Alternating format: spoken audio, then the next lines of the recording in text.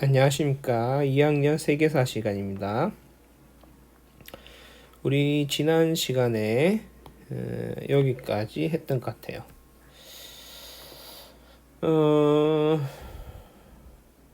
지난 시간에 요 부분 대충 설명했던 것 같기도 한데 요것만 다시 설명하면 당시에 이제 원나라는 그 동쪽 끝에서는 한반도에서부터 서쪽 끝으로는 터키와 동유럽까지 그 광대한 지역을 하나의 통치권 아래 있었기 때문에 문화적으로 그 넓은 지역에 있는 수많은 문화 요소들을 모두 다 수용하게 됩니다.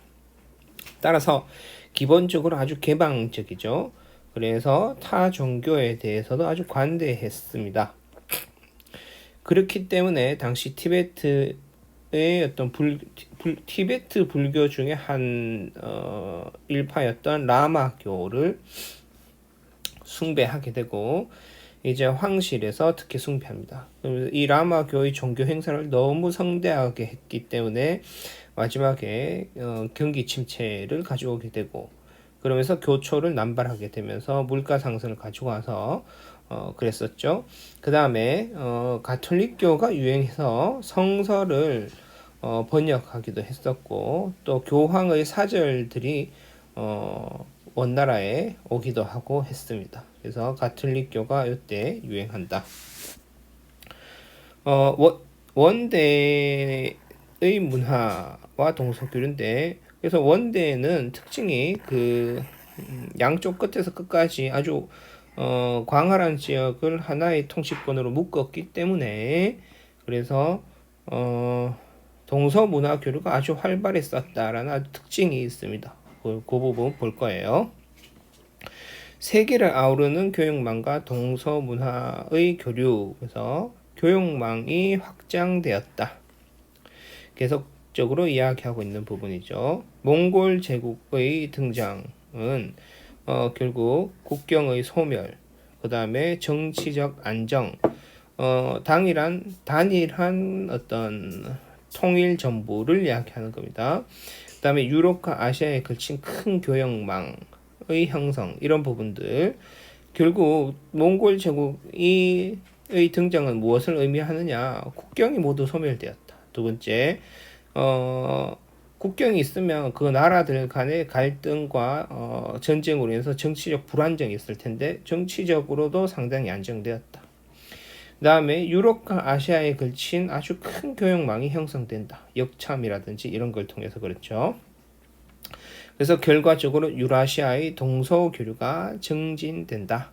동서문화교류가 아주 증진된다 라고 보면 되겠습니다.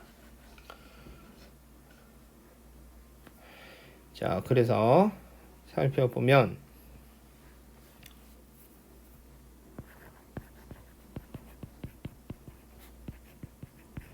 역참제입니다. 전국에 역참을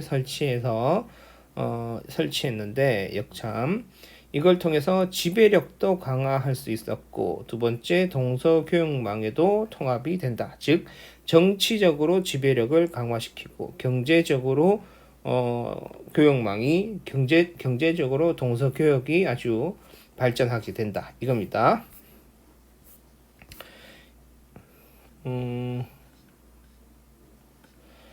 이 부분은 여러분 제 학습지를 붙이면서 조금 이상하게 되는데 요 부분이에요. 근데 여러분들 학습지 제일 마지막 장을 보면 됩니다.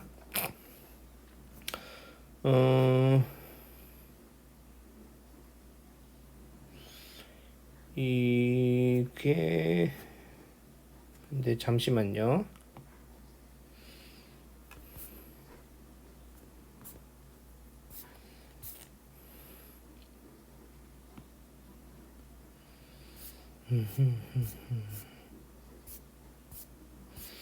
잠시만요. 요거를 좀 봅시다. 이게 어디서 가져왔는 지도인지 정확하게 기억은 안 나는데 함께 보죠. 이게 역참이에요. 여러분들 여기 보면 고속도로처럼 뚫려 있는 거 보이죠? 여기 대도 베이징에서부터 여기 터키 있는 지역까지 마치 고속도로처럼 이렇게 길들이 쫙 닦여 있습니다. 이게 실제로 길이 이렇게 고속도로처럼 길이 닦여 있는 겁니다. 전역으로 이렇게 퍼져 있죠. 그리고 이 길에는 대단히 놀라운 건 30km 간격으로 역참이 있었어요. 그럼 이 역참은 뭐 됐느냐?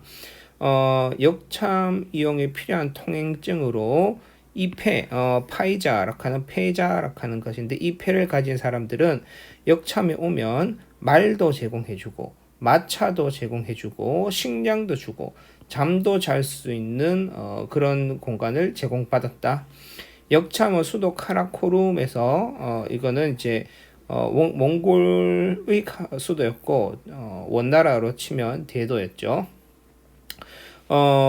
에서부터 간선 도로를 따라 약 30km 간격으로 배치되었다. 여러분들 지금 고속도로의 휴게소가 거의 30km마다 한 개씩 존재합니다.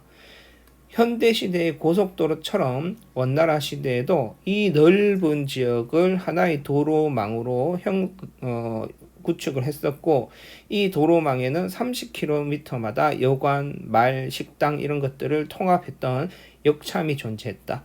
그 다음에 여행자 혹은 왕의 신하 이런 사람들이 이러한 패자나 파이자라고 불리는 이러한 폐차를 가지고 있으면 그 길을 언제나 자유롭게 이용할 수 있었다라고 이야기하는 거죠.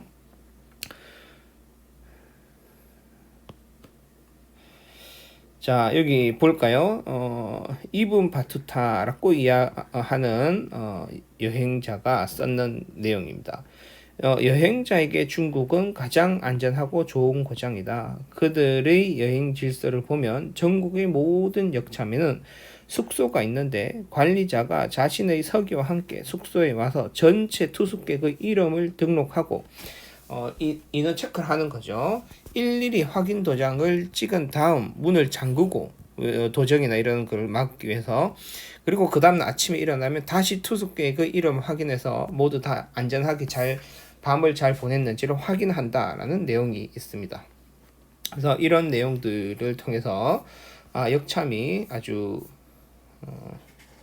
잘 되어 있었구나.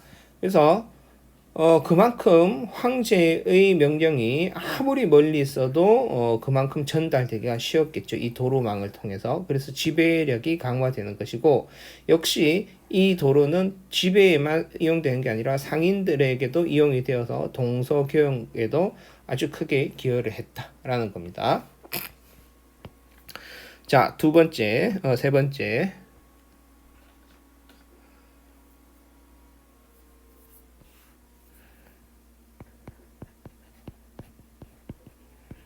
대운하의 정비입니다. 이거 수나라 때 양제가 대운하를 만들다가 나라가 망했었죠. 근데 어쨌든 그때 만들어졌던 거였어요. 근데 그 대운하를 통해서 강남의 엄청난 경제력이 생산된 생산물이 중국 전역으로 특히 화북 지역으로 퍼져 나갔었죠.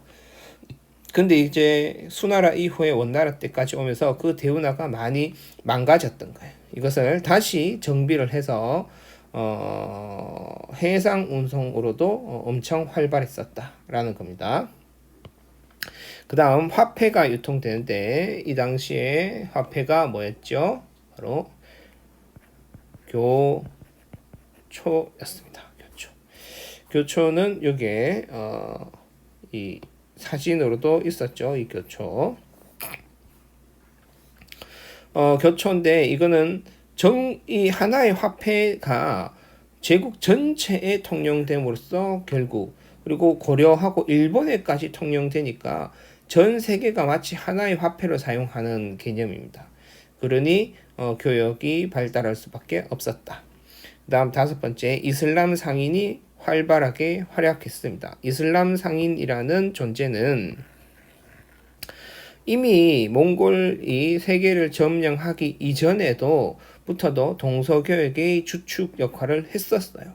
근데 이런 식으로 상업에 엄청난 이점들을 해서 상업이 발달할 수 있는 어떤 기반들이 다 마련되자 특히 이슬람 상인들이 완전 물을 만난 거죠. 그래서 엄청 활약해서 뭐 교육을 주도, 교육망 확대에 기여. 그래서 몽골의 평화 시대인데 특히 이러한 점들이 인정받아서 이들이 무엇으로 활약을 했다? 생목인을 기억을 해야 되겠습니다. 그래서 이들은 이 생목인으로서 몽골 정부에서는 우대받는 계층이었다라고 보면 되겠습니다. 그 다음 해상무역도 엄청 발달해서 중국에서 송나무를 거쳐 인도양으로 이어진 해상무역이 발전했다. 그래서 항저우, 취안저우, 광저우 같은 이러한 해안가 도시들이 지금도 유명하죠. 이런 도시들이 하면 이때부터 만들어지고 활발하게 발전하고 있었다라고 보면 되겠습니다. 자, 동서 문화가 교류될 수밖에 없습니다. 장사를 통해서 정치적 지배를 통해서 엄청난 인원들이 왕래를 하다 보니 이때 서양이나 이슬람에서 중국을 방문했었던 사람들이 있는데 이들이 누구냐라고 한다면 첫 번째 카르핀이에요. 이 카르핀이는 교황의 사제였습니다.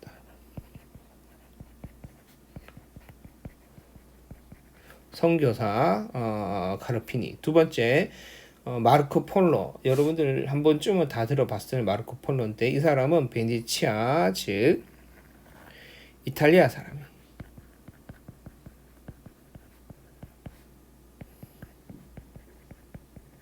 사람이었고 이 사람이 원나라에 와가지고 거의 한 10년 가까이 생활하다가 돌아가게 되는데 가서 여행록을 적었는 것이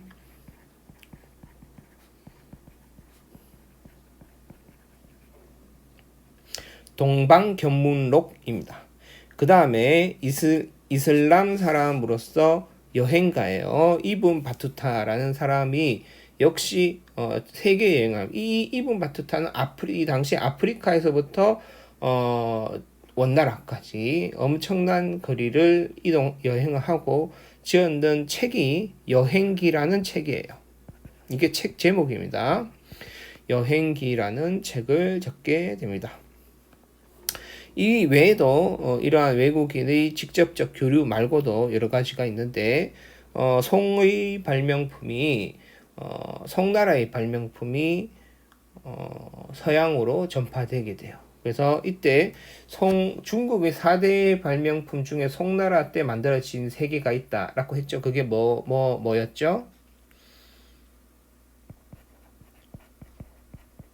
화약, 그 다음에 나침판, 그 다음에 인쇄술, 이렇게 3가지였습니다. 이거 역시 어디를 통해서 전파됐을까요? 바로 이슬람을 통해서 서양에 전파되게 됩니다. 이렇게 이슬람인들이 주축이 되어서 교육을 하면서 이슬람의 천문학이나 수학 이런 것들이 전파되게 됩니다. 중국에 들어오는 거죠. 특히 이슬람인들은 예전부터 교육의 주축으로 교육을 통해서 엄청나게 발전했었기 때문에 이 이슬람은 아주 문화적으로 유리하죠. 왜냐하면 서양에도 왔다 갔다, 중국에도 왔다 갔다, 그리고 양쪽의 문화가 다 이슬람에 오게 되면서 이슬람에서 과학, 기술, 의학 이런 문화적으로 엄청난 발전을 이루게 됩니다.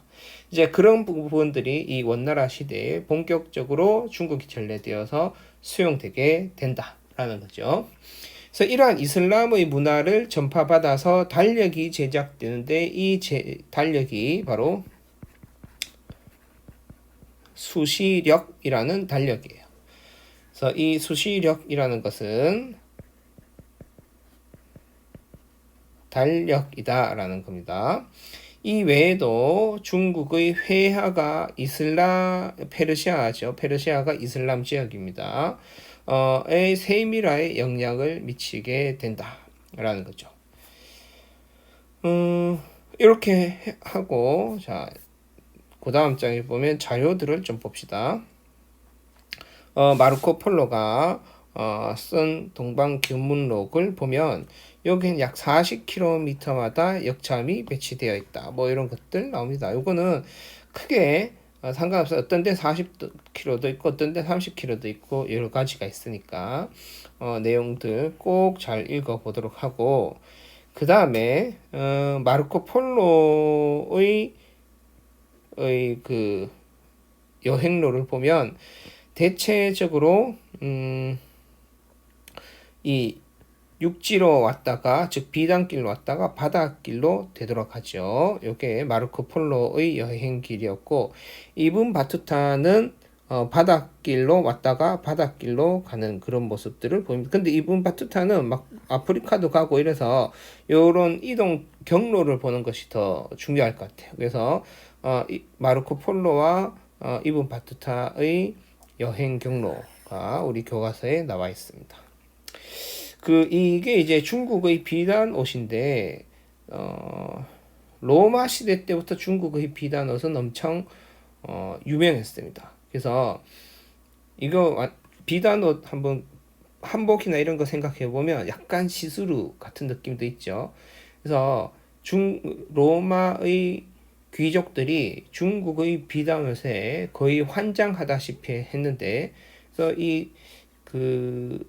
어느 정도 이게 엄청 비쌌어요. 여기에 있는 물건을 지금도 이 항공료나 배송료가 비쌀 텐데 그 당시에 이걸 이렇게 와야 되니까 배송료가 훨씬 비쌌어요. 그래서 지금으로 치면 이 옷이 중국산 이런 것이 뭐 샤넬, 루이비통, 뭐 에르메스 뭐 이런 것처럼 명품이었는데 로마에서 너무 유행해서 로마의 귀족이 중국의 비단 옷은 악마다, 그래서 제국을 무너뜨린 악마다라고 표현할 정도로 엄청난 유행을 했었다라는 거죠. 이런 것들이 이 동서 교역을 통해서 많이 전파되었다.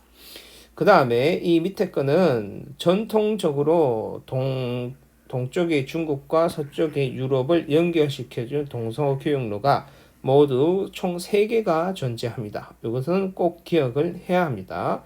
그래서 이 유목민족의 초원지대를 관통하는 길을, 이거를 초원길이라고 합니다. 그리고 이 길은 가장 먼저 개발되었어요. 그런데 이 길보다 이제 더 많이 그 뒤에 유행을 하게 되고 발전하게 되는 건 결국 한무제 시대에 개발되기 시작한 비단길이었습니다. 이 비단길은 이 길을 통해서 비단을 이 교육을 한다 해서 비단길을 하고, 혹은 이쪽 지역이 되게 사막 지역이었어요. 그래서 혹은 사막길이라고도 합니다. 비단길 혹은 사막길이라고 해요.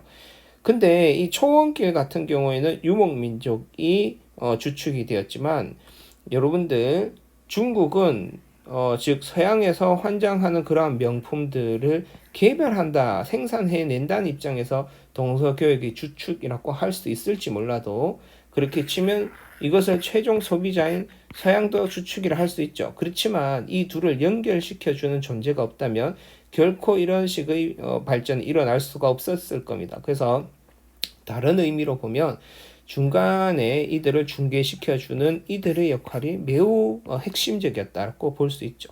그래서 이들이 누구였다? 주로 이슬람 세력이었고, 한무제가 이 비단길을 개발해낼 당시에 중국에서 1,000원에 팔던 걸 여기만 가도 10,000원이었다라고 하죠.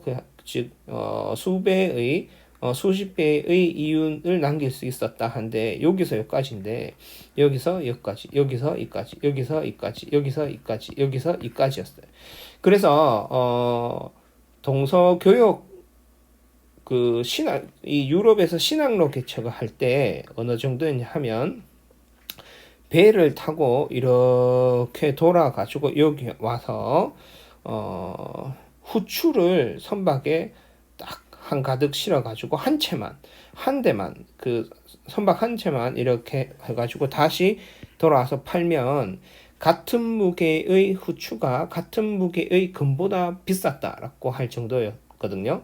그래서 배를 4척을 보내서 3척이 부서지고 한 척만 후추를 가득 싣고 돌아와도 초기 투자 금액의 60배를 남겼다라고 할 정도니까 얼마나 이 동서교역의 물품이 경제적으로 큰 이득을 남겼는지를 알 수 있습니다.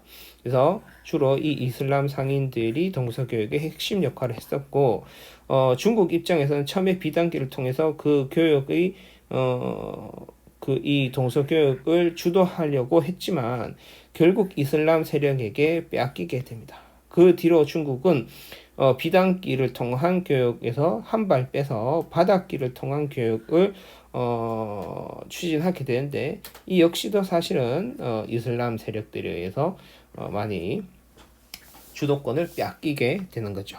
그래서 동서교역의 주요 루트 바닷길, 비단길 혹은 사막길, 초원길 꼭 기억하도록 합시다. 자, 이제 우리 새로운 학습지를 보는데 이제 일본사에 대해서 또 봅시다. 지난번에 우리 일본사에서 헤이안 시대가 났었고 헤이안 시대 전에 일본의 최초의 정부가 뭐였죠? 갑자기 생각이 안 나. 일본 최초의 정부 야마토 정권이죠. 야마토 정권이 있었고 이 야마토 정권 시기에는 호족의 권한이 컸었고 왕권 천황권이 약했다 했죠. 그래서 이거 다이카 개신을 통해서 천황권이 어느 정도 강화되면서 그 천황권을 완전 확립하기 위해서 나라의 헤이안쿄라는 수도를 만들어서 그걸로 천도를 했었고 결국 이 나라 시대는 천황권의 어떤 강화 이런 것들이 핵심이었죠. 그러다가 나라 시대 말기에 역시 또다시 귀족과 호족의 권한이 강화되면서 다시 한번 천황권을 강화시키기 위해서 지금의 교토에 해당하는 헤이안으로 천도를 했는데 결국 헤이안으로의 천도는 천황권 강화의 성공이었다 실패였다? 결국 큰 성과를 보지 못하죠. 그래서 헤이안 시대에는 결국에는 계속해서 호족이나 귀족의 권한이 강화되면서 장원이 발달했었다. 그리고 지난번에 이 장원이 발달하는 과정에서 일반 백성들이 장원에 의탁하기도 하고 또 장원들끼리도 서로 다툼을 통해서 그 세력을 강화시켜 나가는 과정에서 무사 세력이 아주 강화되었고 결국에는 이 무사 세력이 실권을 장악하게 된다라까지 이야기를 했던 것 같아요. 이까지 이야기했는지 안 했는지 모르겠는데 어쨌든 장원까지는 이야기를 했었을 것이고 그 뒤에 이 장원을 보호하기 위해서 왜냐하면 이 장원은 상당히 불법적이었기 때문에 국가에서 이들을 보호해 주지 않겠죠. 그래서 자체적으로 장원을 보호하기 위해서 무사단을 꾸리게 되고 결국 이 무사단이 장원들끼리 전쟁 이런 것들이 심화되면서 결국 군인 세력들이 강화되는 거죠. 즉 무사 세력이 강화되면서 결국 이 무사 세력들이 전국의 실권을 장악하게 됩니다. 그러면서 가마쿠라 막부라는 새로운 막부 체제가 형성되게 되는 겁니다. 요 부분과 관련해서 좀 보면 가마쿠라 막부가 첫 번째 막부 체제의 성립인데 헤이안 시대를 거치면서 지방 호족이 성장하게 되죠. 지방 호족이 성장하게 되면서 지방 호족을 보호하고 호위하기 위한 세력으로서 우사 계급이 역시 성장하게 됩니다. 결국 이 원래는 쉽게 이야기해서 호족 세력이나 귀족 세력의 경호원 정도 수준에 거치던 무사들이 전쟁이 커지게 되면서 결국 이 전쟁에서 이기기 위해서 더 강한 무사들을 처음에는 고용을 했겠죠. 근데 나중에는 모셔와야 되는 수준이고, 그렇게 자꾸 모셔오기 위해서 더 좋은 조건을 제시하고 막 이렇게 하는 과정에서 결국 무사들의 계급 자체가 성장하게 됩니다. 그리고 나서 이 무사들에 의해서 결국 무사들이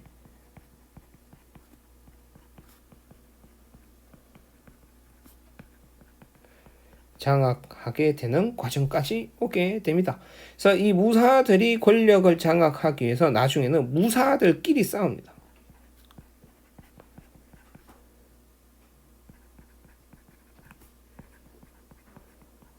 전쟁을 해서 이 무사끼리 싸우는 이 전쟁에서 이겼는 사람이 누구다? 미나모토모 요리토모가 이 전쟁에서 승리를 하게 되면서 결국 권력을 장악하게 되죠.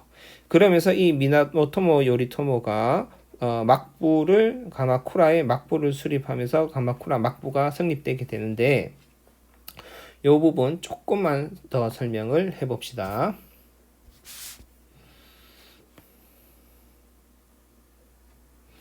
일본은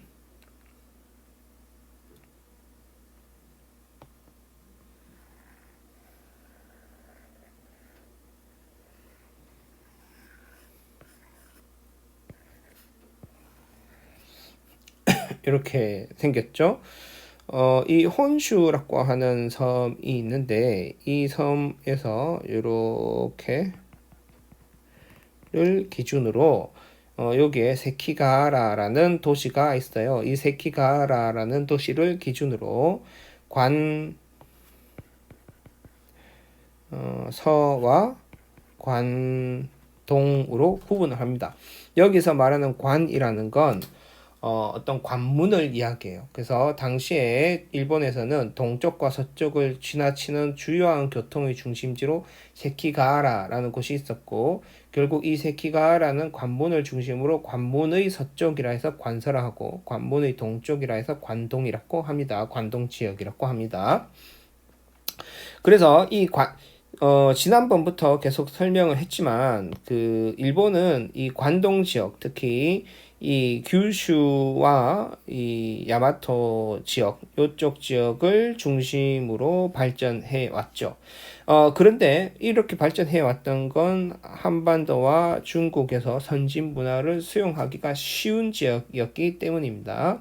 하지만 일본에서는 사람이 여기만 살고 있었느냐? 그건 아니죠.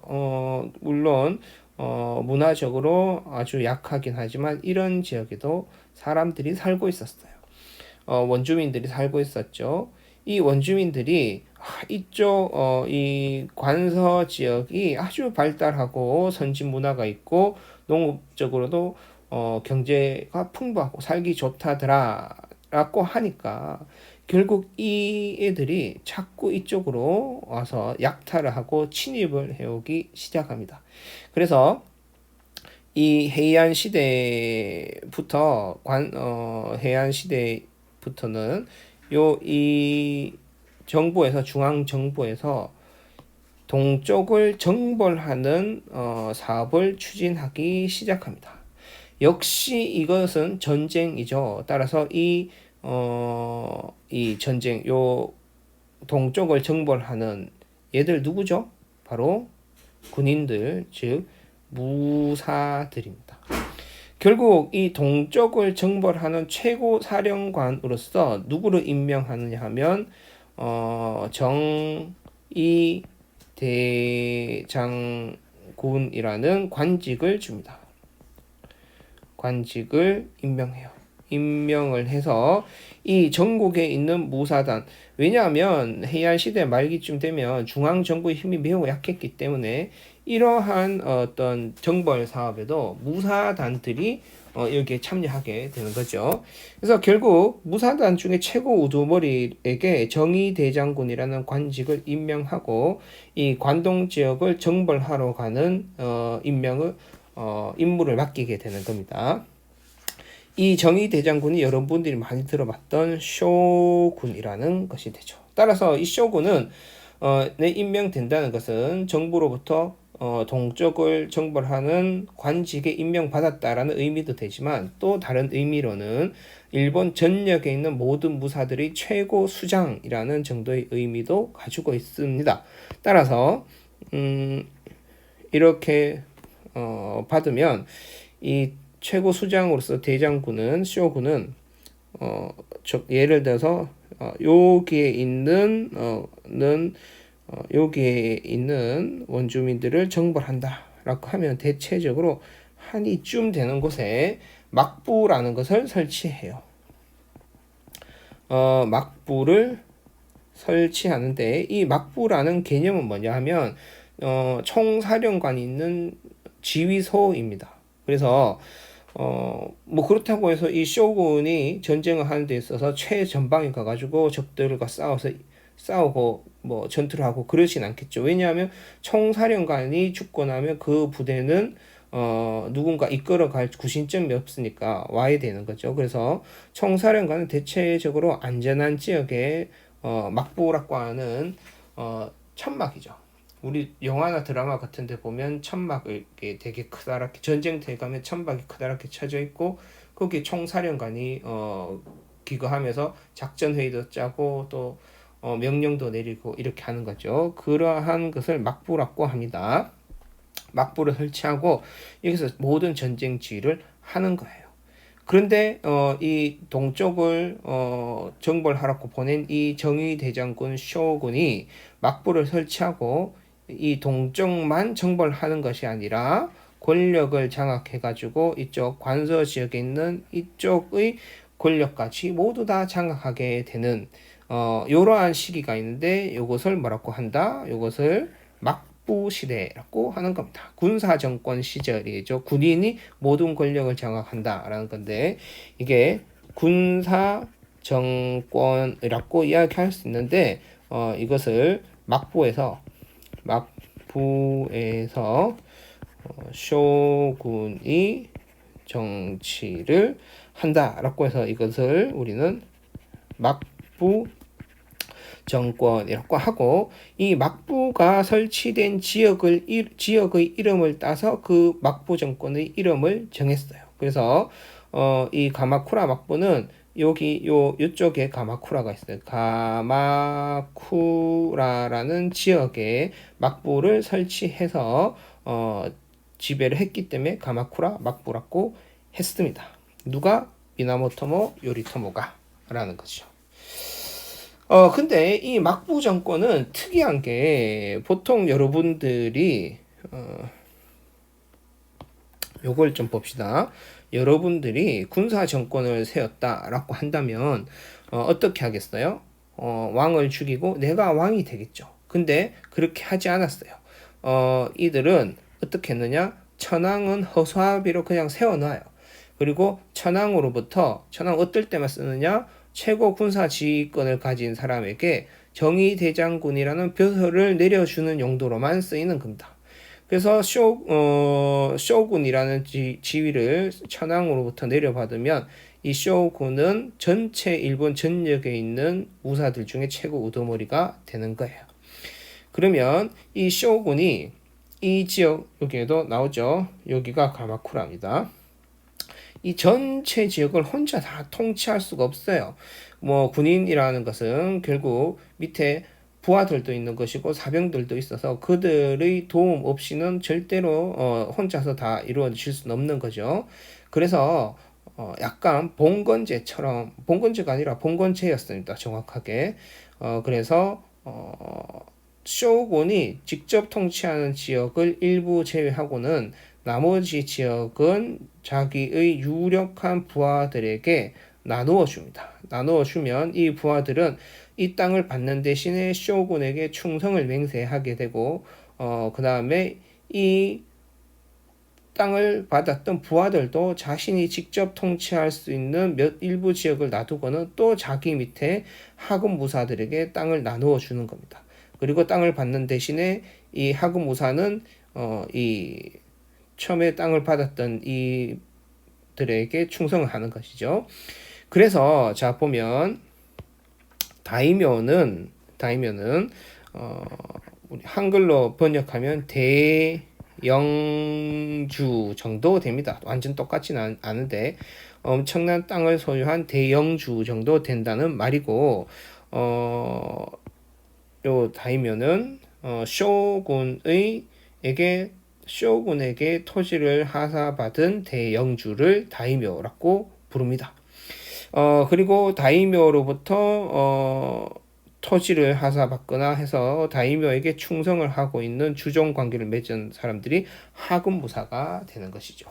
그래서 이런 식으로 해서 봉건제적으로 통치를 했다. 이것이 막부 정권의 방법입니다. 그래서 봉건 사회를 형성했는데 이 무사의 토지 지배권 보장인데, 이때 이 무사가 누구냐 하면 바로 아까 이야기했던 다이묘들입니다. 다이묘에게 토지를 제공해주고 이들의 토지 지배권을 보장해주는 것이죠. 그리고 치안 유지 및 장원 관리 역할을 이 무사들에게 맡기는 것입니다. 자, 그래서 더 자세하게 여기에 적어 보면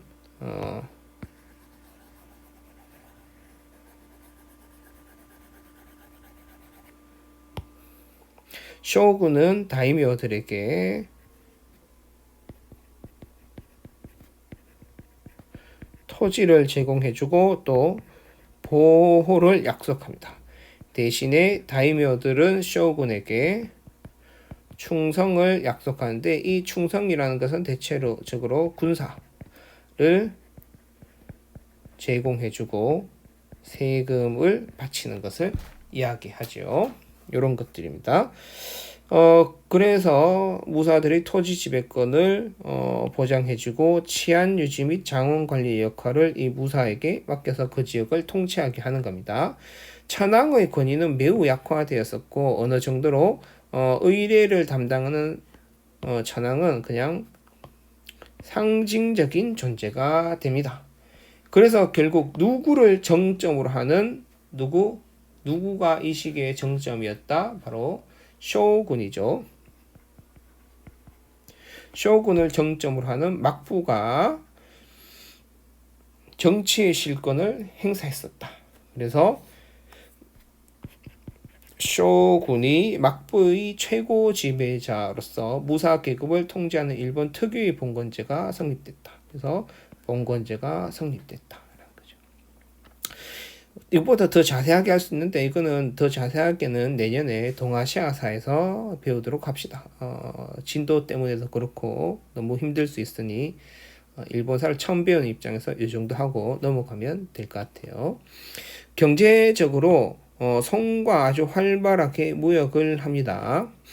그래서 이 부분 좀 의미 있는 부분입니다. 송의 동전을 대량으로 수입하면서 화폐 경제가 발달하게 되는 어떤 계기가 된다라고 할 수 있어요. 그 다음에 문화적으로는 선종과, 즉 중국에서 발달한 성종과 성리학이 결국 도입이 되면서 일본에 오면, 이게 일본은 약간 섬나라고 해안 시대 이후에 국풍 문화가 발달하게 되면서 외부의 문화가 일본으로 오면 일본적 색채의 문화로 변형되는 요소가 아주 강해요. 그래서 선종과 성리학이 도입되면서 일본식의 새로운 불교 종파가 성립하게 된다. 그죠? 그 다음에 농업도 일부 지역에선 이모작인데 벼나 보리나 이렇게 다른 작물을 1년에 2번 심는 걸 이모작이라 하죠. 나중에 가면 일부 지역에서는 3모작도 합니다. 그리고 1년에 3가지 작물을 동시에 키우기도 합니다. 그래서 그 지도를 펴놓고 보면 일본의 위치가 상대적으로 되게 남쪽 지역에 위치하고 있어요. 그래서 농사 짓기에는 기후적으로 아주 좋았다. 그리고 물도 일본에 아주 풍부하거든요. 농사 짓기엔 좋았다라고 할 수 있습니다.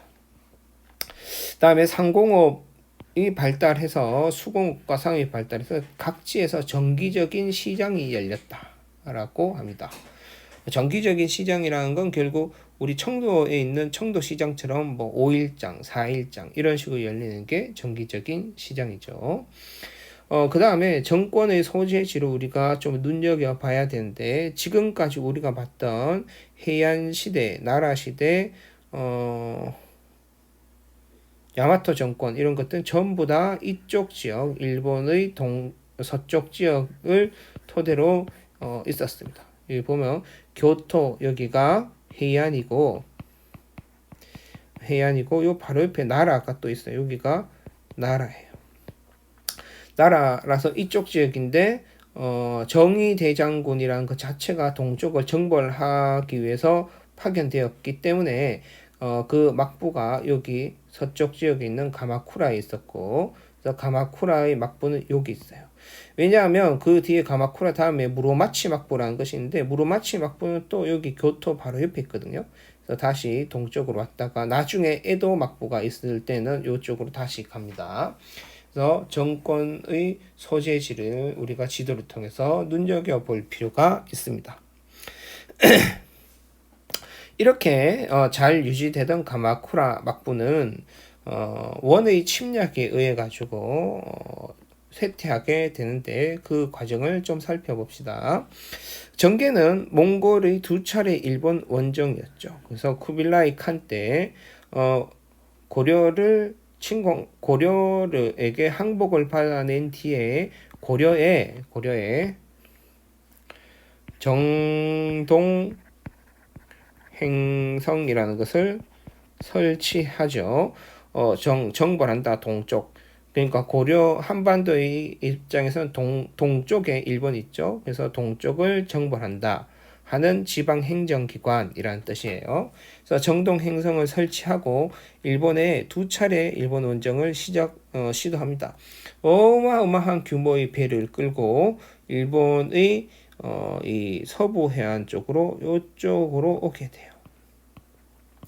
이쪽으로 오게 됩니다.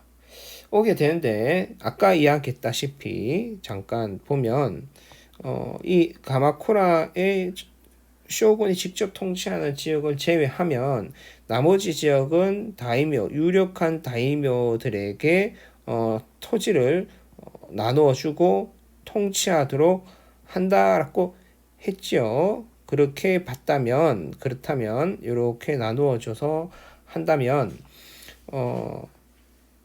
어떻게 했느냐? 몽골이 동아시아를 정벌하는 과정에서 일본에 사신을 파견해요. 먼저 사신을 파견해서 가마쿠라 막부에다가 항복해라 라는 것을 계속 요구합니다.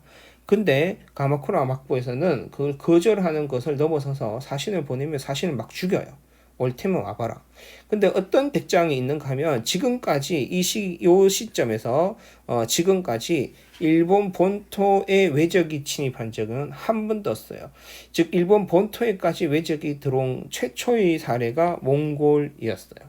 그러니 약간 백장 편할 수도 있겠죠. 그래서 막 죽였어요. 죽이면서 속으로 생각했겠죠. 고려가 항복하는 것을 보면서 언젠가는 우리 일본에도 오겠구나 라고 생각해서 가마쿠라 막부는 두 가지 대비를 합니다. 첫 번째, 즉 그 다이묘에게 스스로 방어하라라고 명령을 내려요. 두 번째, 정부 입장에서는 전쟁 준비를 위해서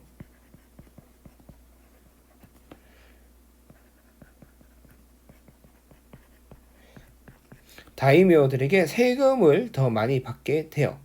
결국 이 두 가지 입장 모두 다 누구에게 부담을 주는 것이었죠? 결국 의 부담이 매우 늘어납니다. 이런 상황에서 1차 침입 때 엄청난 수의 몽골의 함대가 이쪽으로 오게 되죠. 이쪽으로 오는데, 지금까지 일본은 섬나라니까 왠지 모르게 해전에서 능할 것 같지만 그렇지 않았어요. 왜냐하면 아까 이야기했다시피 한 번도 일본 본토에 외적이 쳐들어온 적이 없었고 결국 싸움은 전부 다 이 섬의 육지 안에서 자기들끼리 싸우는 전쟁이었기 때문에 말을 타고 칼을 쓰고 활을 쏘는 육지전의 대부분이었지 해상에서 싸우는 일은 거의 없었어요. 따라서 해상에 대규모 부대가 침략해 오는 것에 대해서 전혀 대비를 갖추고 있지 않았죠. 그러니 어떤 식이냐 하면 수십만 척의 몽골군의 배가 쳐들어왔을 때 바다 위에서 싸우지 않아요. 어떻게 싸우냐 하면 그렇다고 육지에는 막 성도 쌓고 이 군인들이 여기서 막 화살도 쏘고 상륙하려고 하면 막 죽이고 이러니까 배들을 해안가에 쫙 세워놓고 여기서 막 대포도 쏘고 화살도 쏘고 하면서 이 몽골 군들을 여기에 상륙시키는 겁니다. 상륙시키면 여기서 막 전쟁이 일어나겠죠. 전쟁이 일어나는데 이 해안을 완전히 장악하지 못하면 여기에서 진을 칠 수 없어요. 막 싸우다가 해가 지거나 휴식이 필요할 때는 다시 배로 되돌아갑니다. 그래서 배에서 휴식을 취하고 또 휴식이 다 취해졌으면 또 다시 와가지고 해안가에서 막 전쟁하고 이런 과정을 반복해서 해안가를 점령하고 나면 배에 있던 모든 인원들이 해안가에 진을 치는 이런 방식의 전투를 했는 거죠. 그래서 1차 침입 때도 와서 막 전투를 하고 배에 가서 쉬고 이렇게 했는데 어느 날 밤에 배에 가서 다 쉬는 거죠. 전투가 끝나서. 근데 그날 밤에 갑자기 태풍이 몰아닥친 거예요.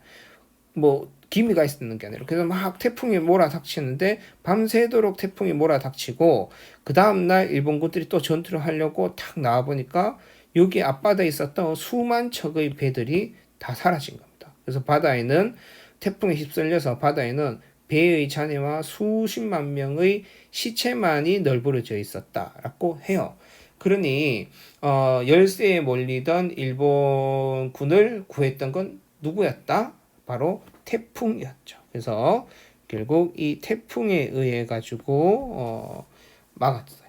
근데 또 신기한 건 약 1차 침입 때보다 6배 더 많은 대군을 거느리고 몽골군이 또 쳐들어와요. 2차 침입. 엄청나게 많은 대군을 데리고 쳐들어왔는데 역시 똑같이 이번에는 와가지고 제대로 크게 싸워보지도 못하고 또 태풍이 불어가지고 얘들이 다 수몰당하게 됩니다.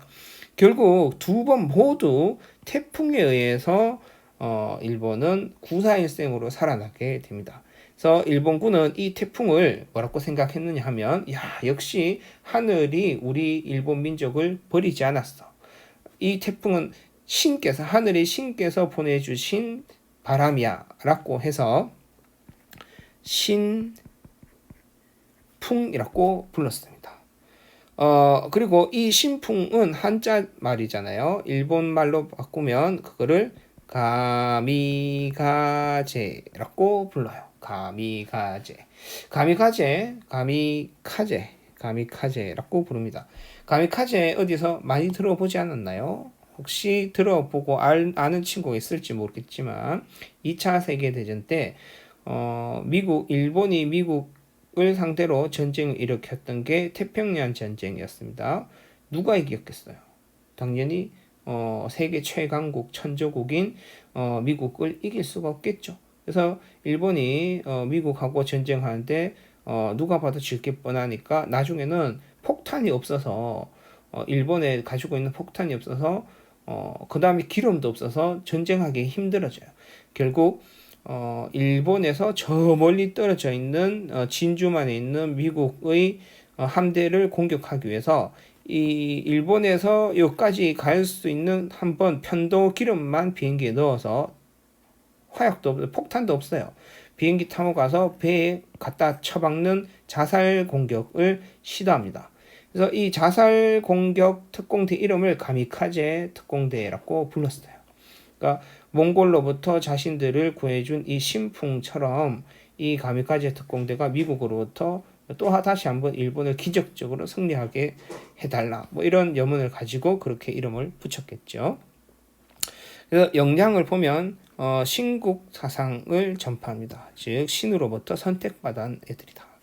그래서 신의 바람. 그래서 아까 이야기했던 것처럼 가미카제라는 것, 이 바람, 신의 바람 이런 거에 대한 믿음이 있었다. 아쉽지만 50분이 되어서 여기까지 하고 끊도록 하겠습니다. 다음 시간에 여기에 이어서 할게요.